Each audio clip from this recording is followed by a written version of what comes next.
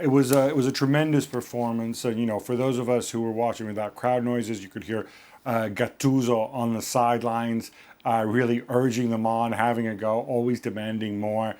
I think in these situations, especially when you have veteran players, it's so important knowing what buttons to push, and I think clearly Gattuso got it right on the night, and the rest of the difference is just the difference in quality. I mean, man for man, I think Napoli simply have a lot more talented players. They're a deeper squad. They can afford to make changes. We talked about, for example, Bakayoko being suspended. No problem. There's Diego Demme. There's Elif Elmas when they need him. Zielinski slotting into the starting lineup. Politano coming on, making the difference once again.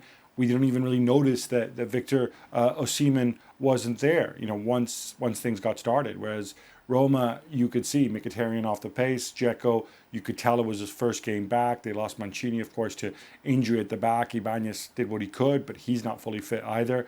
And at this level, that's going to make all the difference. And at this level, Jurgen, it's all about consistency, isn't it? Last weekend, such a contrast to what we saw this weekend from Napoli. If they can continue to put in these sort of performances, of course, we can start talking about them as title contenders. But it's getting that consistent performance week in, week out.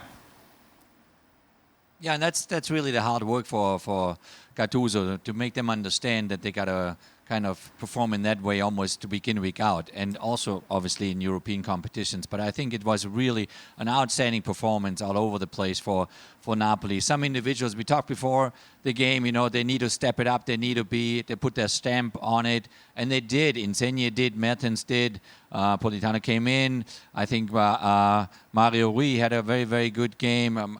Mario Demme as well in front of the back line.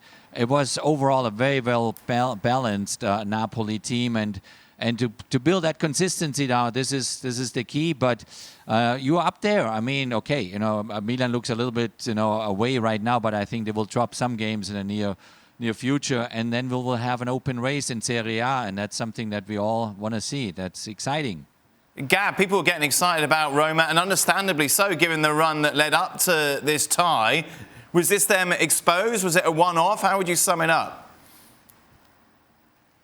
I mean, look, I think Fonseca's been doing it with smoke and mirrors. He doesn't have fit defenders. He didn't have fit defenders in this game, apart from João Jesus, who came on, but who, isn't very good. He's probably, fifth choice in this situation.